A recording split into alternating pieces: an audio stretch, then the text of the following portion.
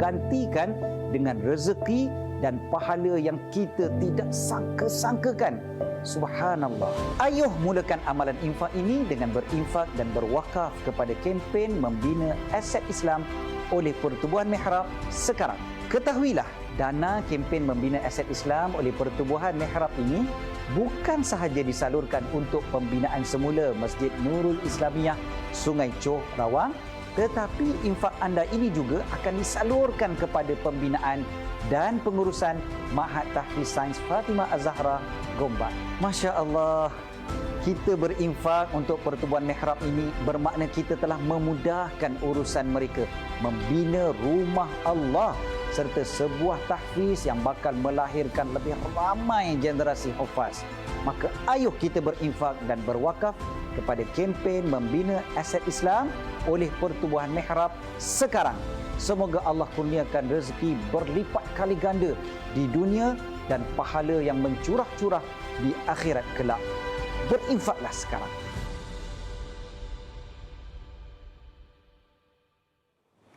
A'udzubillahi minasyaitonirrajim. Bismillahirrahmanirrahim. Rabbi shrah li sadri wa yassir li amri wahlul 'uqdatam min lisani yafqahu qawli. Assalamualaikum para penonton semua. Ahlan wa sahlan wa marhaban bikum. Ayuh kita sama-sama membina syurga di rumah, membina rumah di syurga dan masuk ke syurga sekeluarga insya-Allah. Ya Allah, setiap kali saya bersiaran, saya bersyukur sangat bukan sahaja saya masih lagi bernafas, namun diberikan peluang untuk sentiasa bertadabbur Al-Quran, sentiasa bertadabbur hadis, kita sama-sama dapat manfaat insya-Allah. Ahlan diucapkan pada Puan Rozi Muhammad, Puan Nur Nisah Ishak, Puan Zuraidah Hashim, Mak Etun, Kak Bid, Puan Safni Hasan, ramai lagi. Ahlan wa sahlan. Topik kita pada hari ini masya-Allah amat baik sekali para penonton. Kita tidak pernah tua untuk bertaubat. Pertama sekali ada di kalangan kita mungkin yang kita kenali rasa besar sangat dosa tu sampai rasa macam Allah tak akan terima dah taubat aku, ataupun yang kita takut terjerumus, umur kita panjang tapi kita rasa kita masih ada masa lagi untuk bertaubat sebab kita masih lagi ada nyawa di kandung badan masih sihat walafiat. InsyaAllah para penonton, hari ini kita nak betul dan uruskan emosi dan mindset kita. Justru kita akan bersama dengan tetamu kita di studio, Ustaz Nazri Abbas, nak menghuraikan topik kita pada pagi ini, Duta Pertubuhan Mihrab. Ahlan Ustaz. Halo Ustaz. Ahlan, tadi pagi pun Ustaz jam lah. Oh, jam. Kes aksiden. Yang penting Ustaz selamat. Alhamdulillah. Tapi apa pun itulah dia, ajal tu tak mengenal masa. Betul. Kita tak tahu kan. Jadi ayuh kita kongsi dan kita huraikan topik kita pada hari ini. Khususnya pada mereka, kita start dengan angle macam inilah Ustaz. Kalau orang rasa dia punya dosa banyak sangat, dah rasa macam tak ada lah harapan. Mungkin penonton kita ni ada kenalan sebegitu. Kalau bukan pun mereka. Ya. Jadi Alhamdulillah hari ini kita membincangkan satu topik yang sangat sensasi sebenarnya. Satu topik yang tidak boleh terpisah daripada hidup kita. Sebab Rasulullah SAW menyebutkan bahawa semua Bani Adam itu dalam keadaan berdosa. Kita semua dalam keadaan berdosa. Dan sebaik-baik pendosa itu adalah mereka yang sentiasa bertaubat kepada Allah SWT. Berkenaan dengan situasi hari ini, ada orang rasa dia macam dah putus harap dah. Terlampau banyak dosa, dia rasa macam gunung yang membebankan bahu dia. Sampai orang kata seluas lautan lah dosa tu, sampai rasa boleh ke Allah ampunkan dosa ni kan. Sempat lagi ke nak bertaubat. Jadi sebenarnya seperti mana tajuk kita, kita tidak pernah tua untuk bertaubat. Maknanya kalau kita ni sentiasa aktif, kreatif nak buat dosa, kita pun tak pernah boleh kata kita tak kreatif nak melakukan taubat. Sebab Allah tak pernah jemu untuk menerima taubat Bani Adam ni. Dalam sebuah hadis ada disebutkan yang Rasulullah SAW menyebut dalam maksudnya Allah, aku mendengar Rasulullah SAW bersabda, Allah berfirman, wahai anak Adam, sesungguhnya selama mana kamu menyeru dan mengharapkan kepadaku, maka aku ampunkan segala kesalahan kamu sebelum ini dan aku tidak mengendahkannya. La ubali. Wahai anak Adam, sekiranya dosa-dosa kamu melampaui awan, besar ni, melampaui awan di langit, kemudian kamu memohon ampun kepadaku, maka aku ampunkan dosa kamu dan aku tidak mempedulikannya. La ubali, Allah kata, tak peduli. Wahai anak Adam, sekiranya kamu datang kepadaku dengan dosa yang memenuhi bumi, kemudian kamu menemui aku dalam keadaan kamu tidak menyekutukan aku dengan sesuatu, maka aku kurniakan kepadamu dengan keampunan yang memenuhi bumi. Itulah hadis yang sebenarnya memberi kita satu harapan. untuk tidak pernah rasa tua dan tidak pernah jemu untuk bertaubat kepada Allah SWT. Kerana Allah sebut Allah sangat gembira. Dalam sebuah hadis lagi Allah sebut Allah sangat gembira dengan taubat seorang daripada kamu melebihi kegembiraan seorang daripada kamu yang menemui barang kehilangannya. Macam mana kita kalau barang hilang? Lagi-lagi kalau barang tu berharga, emas, intan, belian. Tiba-tiba dah setahun tak jumpa. Happy macam mana? Allah lebih gembira apabila seorang hamba-Nya itu mengucapkan kalimah-kalimah taubat, beristighfar dan sebagainya. Sebab tu pernah satu kisah diriwayatkan oleh Sayyidina Abu Ayyub Al-Ansari saat dia nak meninggal dunia. Dia kata apa? Dia kata, aku telah sembunyikan daripada kamu sesuatu yang aku dengar daripada Rasulullah SAW. Aku mendengar Rasulullah SAW bersabda, sekiranya kamu semua tidak melakukan dosa sedikit pun, nescaya Allah menciptakan satu kaum yang melakukan dosa, kemudian mereka meminta ampun, lalu dia mengampunkan dosa-dosa mereka. Masya Allah, hadis ni sebenarnya satu busyra, satu berita gembira kepada kita, supaya kita ni jangan cepat putus asa. Dan kita kena faham bahawa sebesar mana pun dosa yang kita lakukan, walaupun sebesar awan, sebesar gunung, seluas lautan, tapi kita tetap tidak boleh mengalahkan keluasan keampunan dan rahmat Tuhan kepada kita. Inilah yang dikatakan sebagai kita tak pernah tua untuk bertaubat, dan jangan pernah jemu untuk bertaubat walaupun kita dah ulang kali.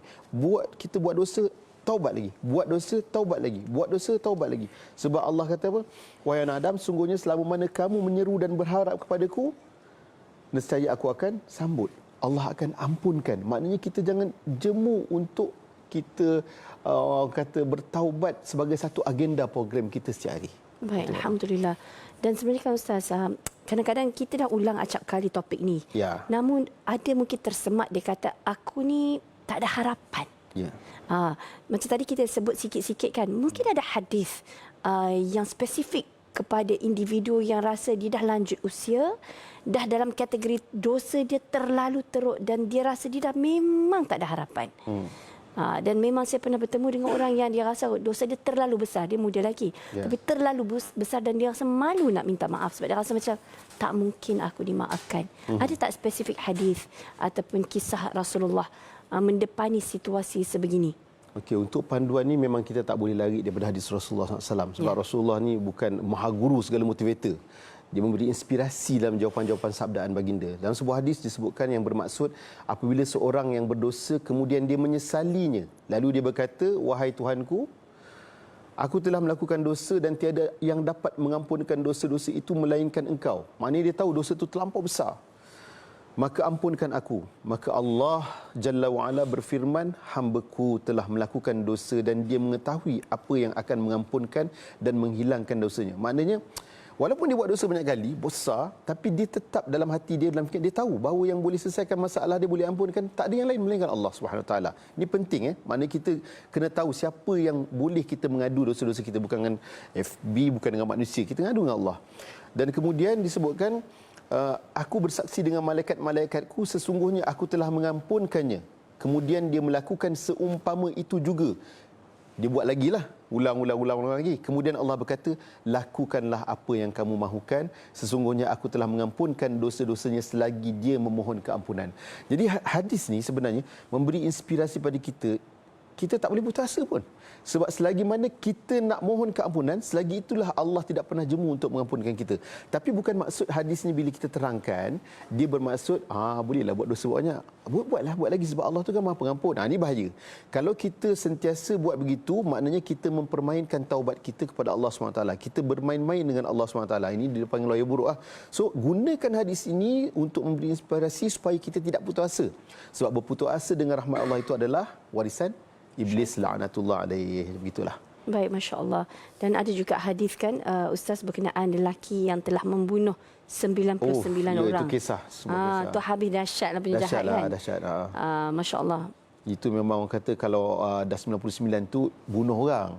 Dah dahsyat sangat sampai yang bertanya pun kena bunuh, yang ditanya pun kena bunuh. Maknanya ulama orang soleh tu pun kena bunuh. Tapi last kali tu orang tu memberi satu harapan, pergilah berhijrah. Maknanya kalau dia nak berubah diri daripada orang jahat kepada orang baik, dia kena berhijrah. Fizikal, minda dan spiritual kena berhijrah. Dan kita pun tahu cerita tu, lepas dia pergi, dia meninggal dan malaikat berebut, dan akhirnya kiraan tu Allah dekatkan dengan tempat dia akan berubah menjadi baik. Dan dia dimasukkan dalam golongan orang yang taibin, yang diterima taubatnya, dan akhirnya Allah lepaskan dia daripada azab neraka. Itulah kisah orang yang tak pernah putus asa kan. Masya Allah. Masya Allah. Memang tu satu hadis yang memberi inspirasi. Baik Ustaz, kita nak macam yang yang Ustaz katakan tadi, kalau nak berhijrah ni dari segi spiritual, minda, mindset semua kan. Jadi salah satu kaedah untuk kita berhijrah dan bertaubat, langkah dia mesti dimanifestasikan dengan perbuatan. Betul. Bukan sekadar lafazan di pinggir bibir. Jadi apakah cara dan kaitan kita untuk terlibat dalam kempen yang Ustaz nak bawakan hari ini agar kita juga dalam kategori yang bertaubat, nasuha dan ada inisiatif? Okey, menarik soalan ni sebab dia ada kaitan dengan infak. Bila mana kita sebut tentang ni, dia ada kaitan sebenarnya. Bila kita buat dosa, biasanya kita akan tinggalkan dosa sebagai syarat taubat. Kemudian kita menyesal apa yang kita dah buat dan kita berazam tak nak buat lagi. Dan yang terbaiknya kita cuba menebus dosa-dosa kita. Kita menebus berdasarkan ayat yang kita yakin firman Allah itu adalah benar, lagi dibenarkan. Allah kata kebaikan itu boleh menghapuskan kejahatan. Kita dah buat dosa macam-macam. Jadi kalau setakat kita lafaz istighfar, rasa macam tak cukup. Jadi nak lagi, orang kata lagi, kita cover dia, kita top up dia, kita tutup dia dengan kebaikan-kebaikan kita buat. Salah satu namanya infak. Contoh macam kita di Pertubuhan Mihrab ni, kita ada buat membangun aset Islam. Kita bangunkan mahat-mahat yang kita pilih, contoh yang Mahat Tahfiz Sains Fatimah Zahra yang dah 10 tahun dekat ke rumah kedai. Kita nak bangunkan satu tempat baru yang lebih eksklusif, dan juga di masjid. Dan juga masjid-masjid pun kita tengah bangunkan. Contoh Masjid Al-Falah, Masjid Al-Falah di Sungai Ramal Dalam, dan juga Masjid Nurul Islamiyah Sungai Chow. Ini semua antara tempat-tempat yang boleh kita aplikasikan bagaimana cara kita serius nak bertaubat, serius kita nak mengubah diri kita dengan cara kita berinfak. Jadi bila kita berinfak, maknanya kita buat baik. Bila kita buat baik, maknanya kita sedang berusaha untuk menghapus segala kejahatan-kejahatan kita. Dan bayangkan, satu yang menarik Farah, bila mana kebaikan-kebaikan yang kita lakukan itu, dia bersambung-sambung, infinity. Kita buat sekolah, orang baca Quran, hafal Quran. Kita buat masjid, orang baca Quran, orang iktikaf. Kebaikan yang mereka lakukan itu semua akan masuk sebagai satu saham, investment yang berbentuk infinity pada kita. So ini sebenarnya akan cover dosa-dosa kita yang lepas. Begitu cantiknya Allah menyusun bagaimana perjalanan hamba-hambanya supaya dia tetap sentiasa merasa berdosa, tapi dia tak pernah pun orang kata meninggalkan usaha-usaha untuk dia bertaubat dengan cara yang saya sebutkan tadi. Masya Allah. Alhamdulillah. Okey Ustaz, berikan kepada kita gambaran apakah antara projek yang sedang berlangsung. Okey, Pertubuhan Mihrab sekarang tengah buat macam-macam projek, tapi saya nak spesifikkan hari ini pada satu sekolah lah. Mahat Tahfiz Sains Fatimah Zahra ni penting sebab kita pun sedang memperkasakan Al-Quran. Kita tahu di akhir zaman ni fitnah yang paling kencang dan dahsyat adalah fitnah akhir zaman lah. So nak kita cover, kita kena berpegang pada Al-Quran dan Sunnah. Jadi tempat madrasahnya itu sekarang kita tengok di rumah kedai dah tak relevan dah lagi dengan zaman kita. Anak-anak tu pun ada hak untuk belajar di tempat lapang, untuk bermain dan sebagainya. So kita dapat satu tanah dan kita nak bangunkan satu bangunan yang sesuai sebagai seorang yang hamlatul Quran.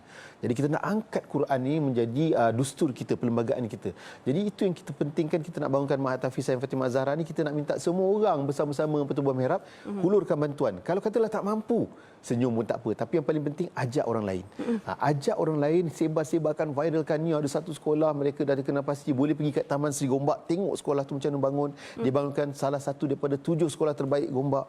Maknanya bukan sekadar tahfiz, ada akademik, ada sains. Berkualiti. Berkualiti yang penting kualiti kan.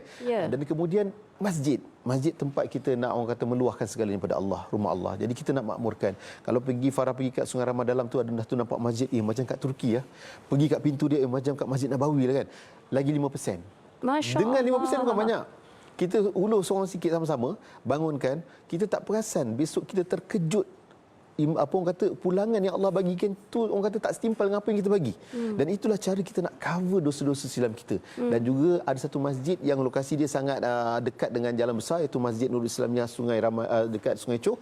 Itu juga masjid yang dah lama, lebih 60 tahun kot. Jadi kalau kita tak bangunkan, rasa berdosa ke tak? Kita renovate rumah kita, tapi rumah Allah yang menjadi tempat orang kata potensi untuk dibangunkan itu kita biarkan saja, maka kita betul-betul lah selfish. Kan? Jadi kita nak elakkan daripada dosa kita berganda-ganda, marilah kita buktikan dengan harta dan juga diri kita, insya-Allah. Baik. Ustaz, bukan nak katalah kan, sebenarnya hari Jumaat. Ya. Kita patut grab opportunity. Betul. Jadi Ustaz, kita war-warkan sekali lagi pada para penonton semua agar turut terlibat dalam kempen dan projek kita ni. Ya. Jadi sempena hari Jumaat yang mulia ini, kita tahu pun hari Jumaat ini adalah Sayyidul Ayyam, penghulu segala hari, hari raya bagi orang mukmin. Jadi kalau orang yang berinfak, yang berselawat, dia punya gandaan pahala tak sama dengan hari lain. Jadi bila kita dah tahu, tiap-tiap hari tengok TV Hijrah, dapat ilmu kan, why not hari ini kita push diri kita, kita lebihkan sikit infak kita. Kita lebihkan viral kita tu kepada kawan-kawan kita. Kita push kawan-kawan kita, diri kita, keluarga kita, rakan sekeliling kita supaya mari kita berinfak bersama Pertubuhan Mihrab untuk kita membina aset Islam yang telah diusahakan. Sebenarnya kita Pertubuhan Mihrab tak boleh buat sendiri. Kita kena wa ta'awanu 'alal birri wat taqwa wa la ta'awanu 'alal itsmi wal 'udwan. Jadi nak kerjasama itulah. Sebab tadi Farah pun cakap di awal, kita nak masuk syurga bersama. So jangan masuk syurga seorang-seorang sebab Allah tak tengok orang yang ada selfish ni. Dia kena kita prihatin dengan orang lain. Insya-Allah bila kita prihatin, itulah tanda dalam hati kita ada mahabbah kepada Allah Subhanahu Wa Taala. Okey Ustaz, berapa lagi dana yang berbaki yang perlu kita top up untuk projek-projek ni macam sekolah, macam masjid? Okey, secara spesifik. Kalau kita masuk dekat dalam QR code yang disediakan, yang ada tertera di kaca TV tu, anda bila scan tu dia akan masuk dalam satu laman tau. Dan satu laman tu dia akan ceritakan berapa detail. Contohnya sekolah ada berapa juta lagi. Juta bukannya sikit. Kemudian masjid adalah begitu juta, lebih kurang dalam 2.5 juta macam tu. InsyaAllah boleh achieve tu Ustaz. Boleh. Tapi masjid yang Sungai Choh tu dia agak banyak sikit lah sebab dia from zero to hero. Jadi ada beberapa juta lagi yang kita nak kumpul, tapi jangan takut. Juta-juta ni semua Allah akan pulangkan balik, gandaan dia lebih banyak supaya kita semua jadi orang kata apa, jutawan-jutawan di akhirat, insya-Allah. Okey, kat sini ada kempen masjid dan tahfiz. Infak umum, My Istiqamah, apa beza dia? Okey, kalau kita tengok infak umum My Istiqamah ni jenis orang yang dia takut dia terlupa. Kan, sedangkan infak tak pernah lupa dia. Jadi dia masuk dalam satu program tu, maknanya duit dia akan dideduct secara automatik mengikut apa yang telah dia tetapkan lah. Kalau dia letakkan RM10 lah. Kalau yang kata satu lagi infak umum tu, dia ada umum lah, ada untuk kegunaan liability, apa, untuk elektrik ataupun sebagainya, dan di situlah sebenarnya dia macam-macam lah disalurkan supaya dia dapatlah merasa semua kebaikan. Masya Allah. So mudah sebenarnya zaman sekarang ni nak berinfak di direct. Okey, satu lagi pada mereka yang yang merasakan ni tadi kita terlupa nak sentuh walaupun mukadimah saya ada sebut, yang mereka rasa masih ada lagi masa untuk bertaubat. Tadi kategori lain Ustaz yang nak bertaubat tapi rasa malu, rasa rendah diri, rasa macam dosa dia banyak. Tapi kadang-kadang kita dalam kategori yang kita rasa ada lagi masa. Ada sikit lagi masa. Ya, masa sebenarnya kalau kita tak isi dengan baik, dia akan merugikan kita lah. Kan? Jadi sebenarnya jangan kita bertangguh je. Yang penting jangan bertangguh. Start dulu apa yang kita mampu. Yang penting jangan malu dengan manusia, tapi kita malu dengan Allah. Jadi bila kita letak infinity complex dengan manusia, dia akan buatkan segala langkah kebaikan kita jadi terbantut. Jadi apa yang kita nak buat sekarang ni, terus buat apa yang kita rasa insya-Allah benda tu boleh kita manfaatkan untuk diri kita. Cari guru, cari ilmu kan pagi-pagi ini kan, supaya kita tahu macam mana langkah kita supaya tak tersasar. Jadi maknanya masa sentiasa ada. Hatta orang yang paling penting sebelum sampai kat kerongkong lah. Kalau dah sampai kerongkong, masa tu taubat dah tak guna dah. Jadi sekarang ni jangan cakap masa tak ada, memang sentiasa ada. Baik. Jazakallah khairan katsiran Ustaz. Jadi para penonton semua, jangan sampai tahu-tahu kita sudah membangun di alam yang lain. Biar kita ambil kesempatan ini melalui platform TV Al-Hijrah, pelbagai platform kita salurkan pada anda, kita paparkan kepada anda untuk kita sama terlibat dalam kerja-kerja baik. Para penonton, hari Jumaat, ayuh kita grab opportunity untuk berinfak, melipat gandakan pahala kita, insya-Allah. Moga Allah terima amalan kita, dan para penonton, kita akan rehat seketika. Kita akan kembali selepas ini, insya-Allah.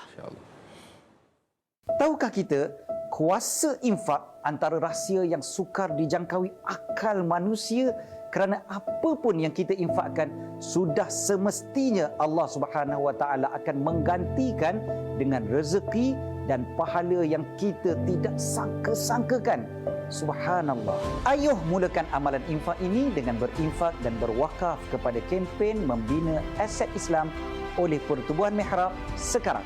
Ketahuilah, dana kempen membina aset Islam oleh Pertubuhan Mihrab ini bukan sahaja disalurkan untuk pembinaan semula Masjid Nurul Islamiyah Sungai Choh, Rawang, tetapi infak anda ini juga akan disalurkan kepada pembinaan dan pengurusan Ma'had Tahfiz Sains Fatimah Az-Zahra, Gombak. Masya Allah. kita berinfak untuk pertubuhan mihrab ini bermakna kita telah memudahkan urusan mereka membina rumah Allah serta sebuah tahfiz yang bakal melahirkan lebih ramai generasi hufaz. Maka ayuh kita berinfak dan berwakaf kepada kempen membina aset Islam oleh pertubuhan mihrab sekarang. Semoga Allah kurniakan rezeki berlipat kali ganda di dunia dan pahala yang mencurah-curah di akhirat kelak. Berinfaklah sekarang.